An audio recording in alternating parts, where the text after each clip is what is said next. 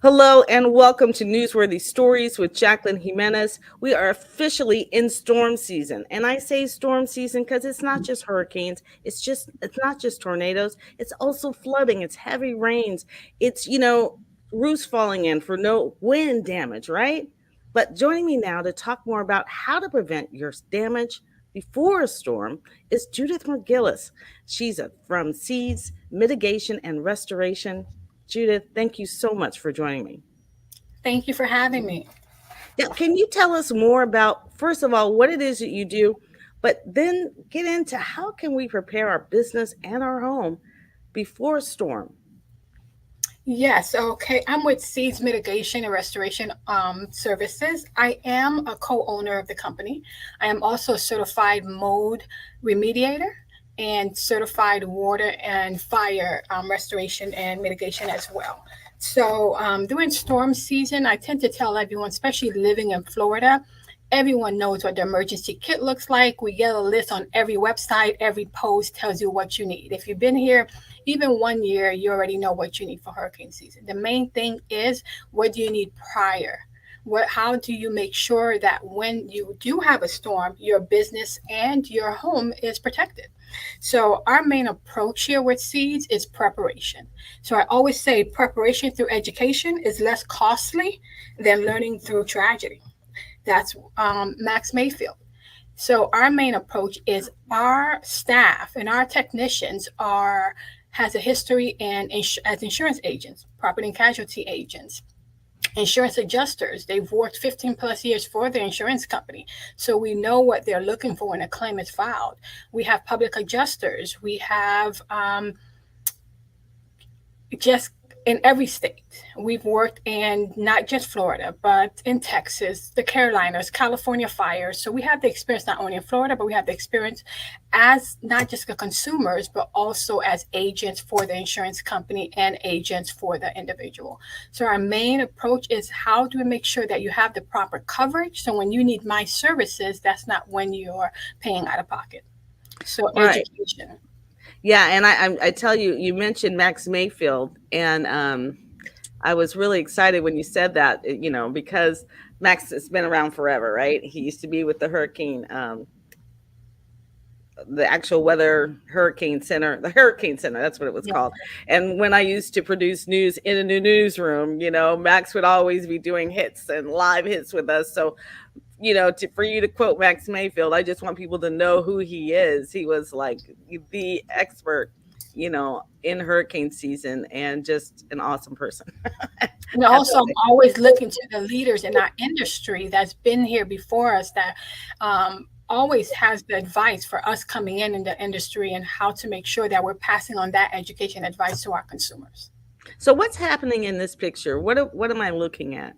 Well, in this picture, again, we're hopefully that most of our clients do not get to this point. If you do suffer any type of water damage, our main thing is to go in there within 24 and 48 hours and do a dry out. So therefore, when we do the dry out, we do not worry about mold. So in this picture you're seeing is that we have a home that is compromised with mold. So when we come in, now we have to make sure that before we remove the mold, we cover everything that's not affected, so that there's no cross contamination and we're not spreading it throughout the house.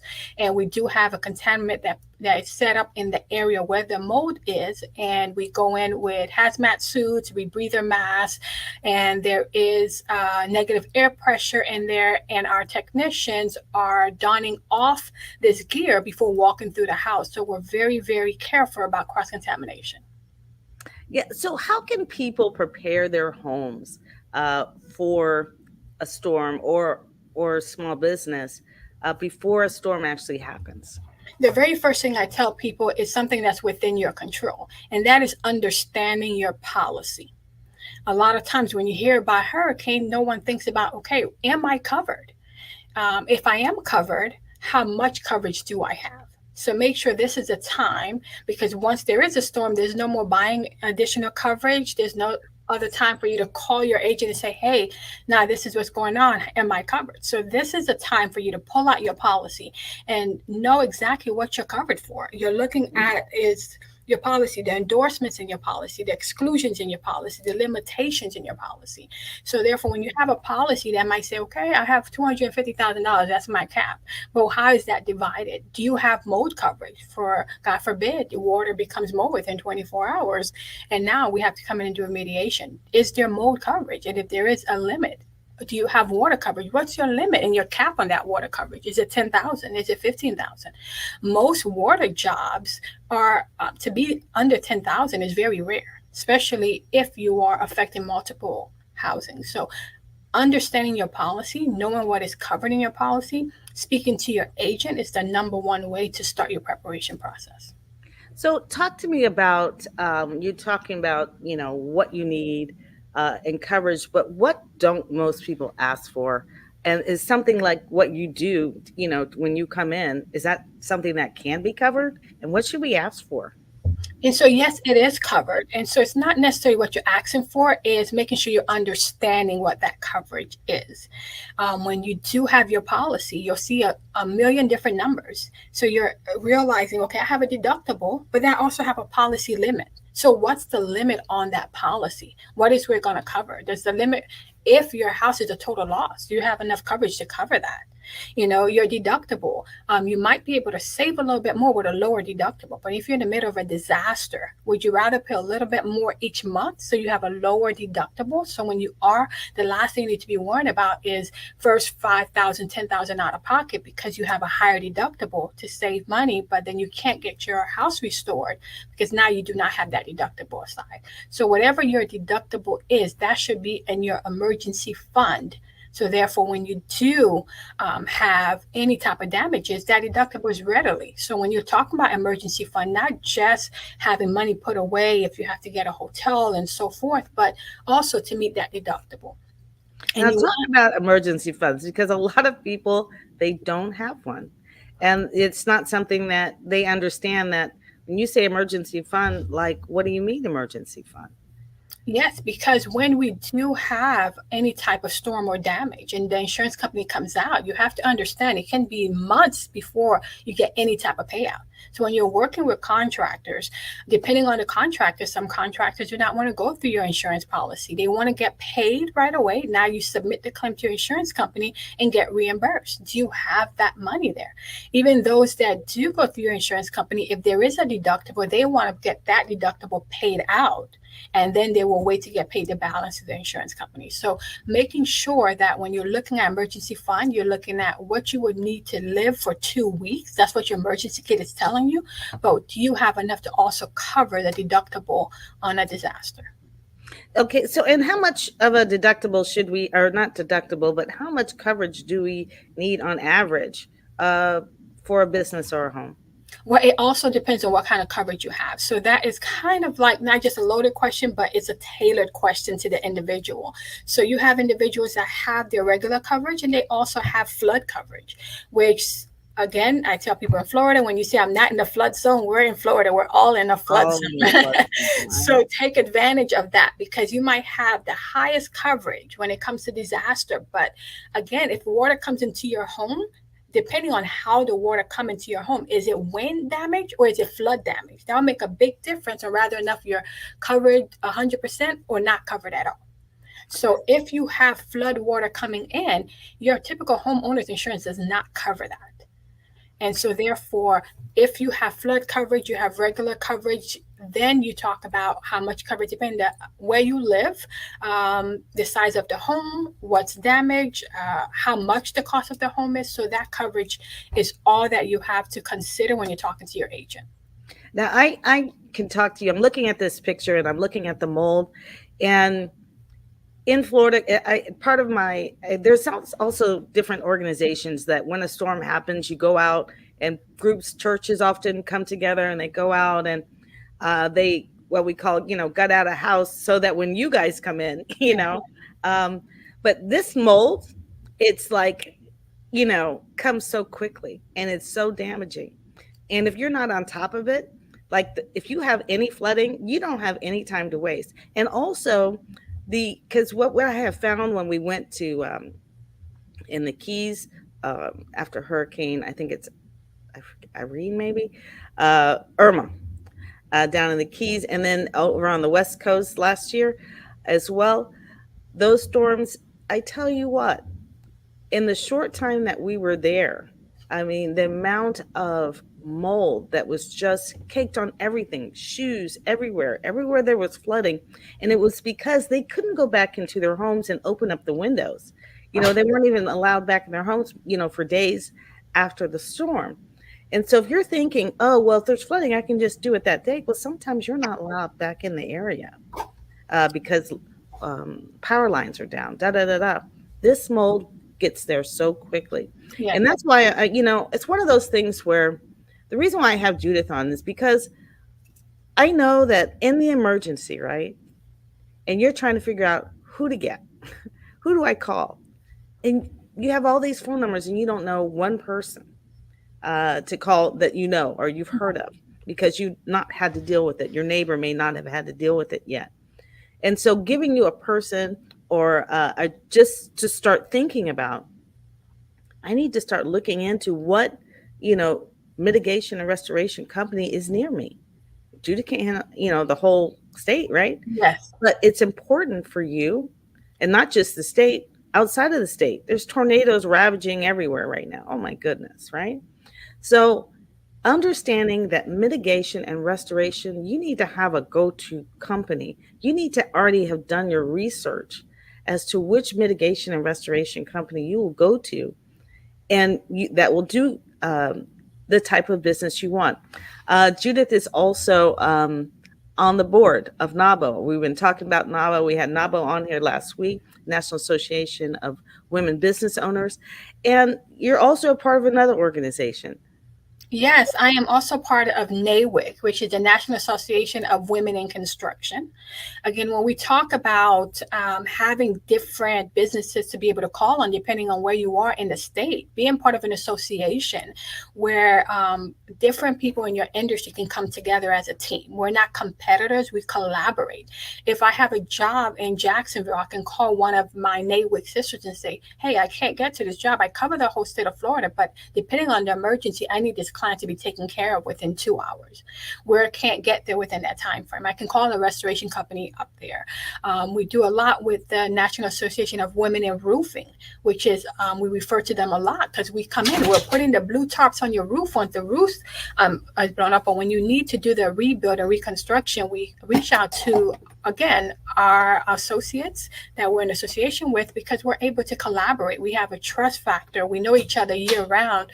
We continue to educate ourselves through our industry. So again, these are trusted industries that you can reach out to if you have these issues. And you talked about a little bit about you have your churches and Good Samaritans that assist you when something like this happen, and which is a good thing to have the assistance. But we tell people all the time, when it's mold and it's visible mold, a lot of times mold can't be seen. It has to be tested.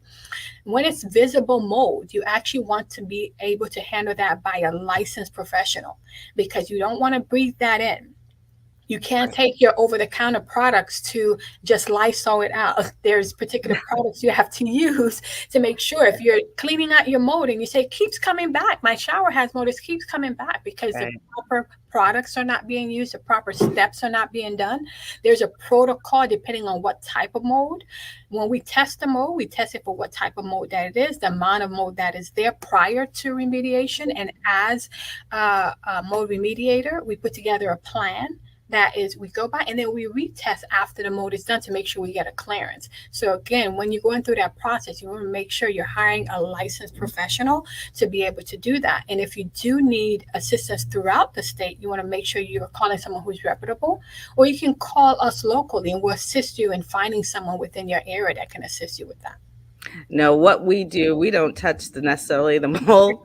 What we do is a lot of times there's mud, the mud comes in depending on the low line. So we just kind of clear it out, sweep it out, take all the furniture out. We take everything out of the home. So that's the kind of stuff that, and I'll mention Divine Relief. It is, I was going to bring up one of their pictures, but Divine Relief, because a lot of times when people are watching these storms, they just feel so helpless. But Divine Relief is an organization where you can volunteer, you can go in and help. And what you do is basically take all the furniture out because it's already gone. take the shoes, and we take it to the street.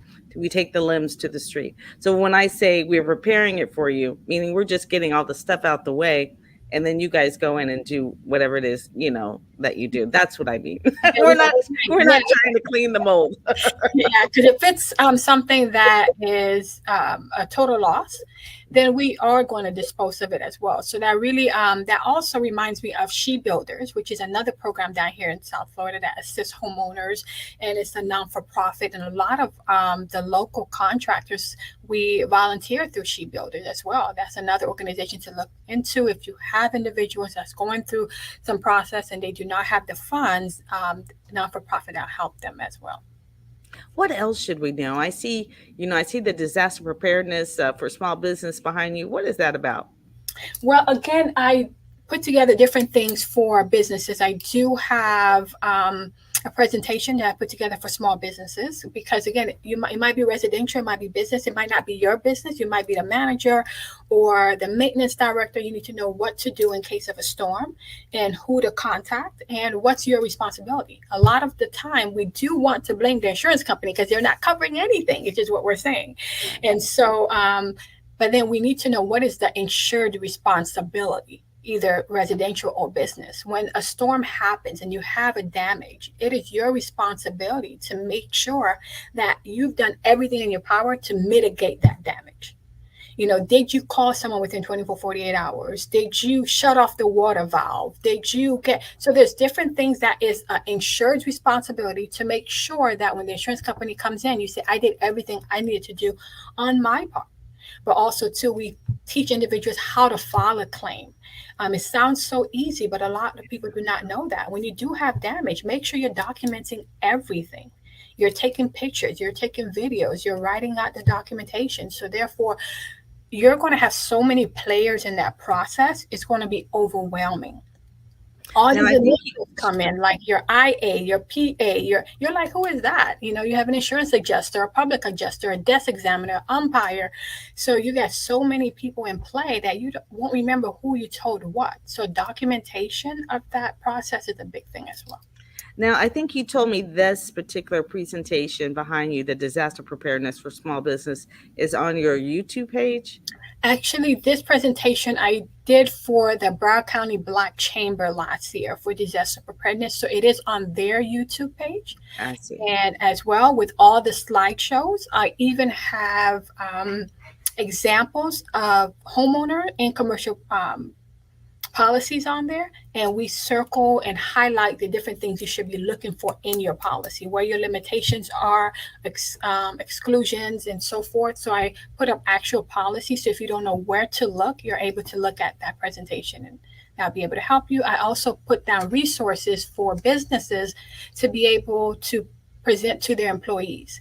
So you want to take care of your business, but you want to make sure that those that take care of your business are taken care of. So we do have resources on there for your employees that's within the area. Most likely, if your business suffered any damages, the employees that live within that distance also suffer damages, and you want to be able to help them through that process. Now, this is actually Judy's website. So if you want to go on it and see, the other services that she offers, this is where you would do that.